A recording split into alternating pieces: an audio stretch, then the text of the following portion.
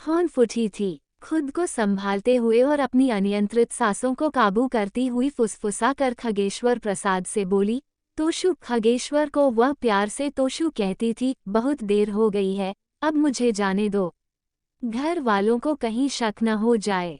तुम्हें पता नहीं कि मैं दिशा मैदान के बहाने बड़ी मुश्किल से निकल पाई हूँ। जब भी दिशा मैदान की बात आती है, घर वाले कहा करते हैं कि घर में शौचालय स्नानागार की पूरी सुविधा है, इसके बावजूद भी तुम नहाने तालाब पट और दिशा मैदान के लिए बाहर जाती हो। ऐसा क्यों करती हो? बस यही कहती हूँ कि घर में रहे रहे हाथ पैरों की वर्जिश नहीं हो पाती, इसलिए इसी बहाने बाहर हो आया करती हूँ। अब तुम बताओ कि हमेशा तो मैं ऐसा कर नहीं पाऊंगी। खगेश्वर उर्फ तोशु ने फिर से नंदिनी को अपनी बाहों में लेना चाहा, लेकिन नंदिनी खुद को बचाती हुई बोली, किसी रोज हम पकड़े जाएंगे। मुझे हमेशा अनजाना सा डर लगा रहता है। आखिर हम कब तक ऐसे ही लुक छिप कर मिला करेंगे? कुछ महीनों की बात है, मैंने कुछ रुपए इकट्ठे कर रखे हैं। कुछ रुपए और हो जाएं तो ये लुक छिप कर मिलने वाली बात ही नहीं रहेगी। हम यहाँ से निकलकर कहीं भी जाएंगे तो सबसे पहले सिर ढकने को छत चाहिए। 2 to 4 महीने के खर्च के लिए रुपए भी चाहिए। इसके लिए मैं कोशिश कर रहा हूँ। रायपुर के जय हिंद चौक शीतला मंदिर के पीछे लोधीपारा में मैंने सभी सुविधाओं वाला एक घर देख रखा है।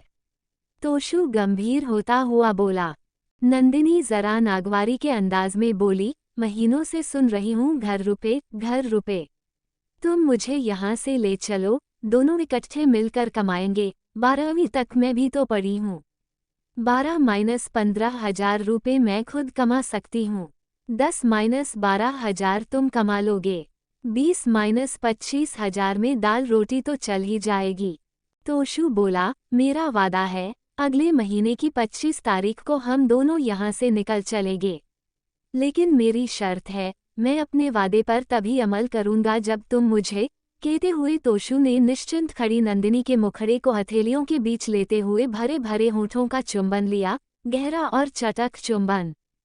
अब मैं तुमसे 25 तारीख को ही मिलूंगी, नंदिनी मीठी झिड़की लगाती हुई बोली। 25 तारीख आने में अभी 1 महीना बाकी है मेरी जान, तब तक मैं कैसे गुजारूंगा? तोशु तुरंत मनुहार करते हुए बोला, ये तुम जानो, मैं चली। याद रखना, 25 यानी 25। फिर नंदिनी वहां रुकी नहीं। तोशु पीछे से पुकारता रह गया, सुनो तो, सुनो नंदिनी। नंदिनी को रुकना नहीं था, वह वहां रुकी नहीं। इसके बाद नंदिनी ने किसी भी बहाने अब घर से निकलना बंद कर दिया। नंदिनी कोसरिया और खगेश्वर कोसरिया उर्फ तोशु छत्तीसगढ़ के जिला बलौदा बाजार के कस्बा बिलाईगढ़ के रहने वाले थे। दोनों ही एक दूसरे को दिलोजान से चाहते थे, लेकिन मुलाकात न हो पाने की वजह से तोशु अधजले परवाने की तरह छटपटाने लगा। नंदिनी भी अंदर ही अंदर छटपटाती रही, लेकिन तोशु से मिलना उचित नहीं समझा। ऐसा उसने इसलिए किया कि यदि वह तोशु से मिल लेती तो तोशु फिर अपने वादे पर कायम नहीं रह पाता।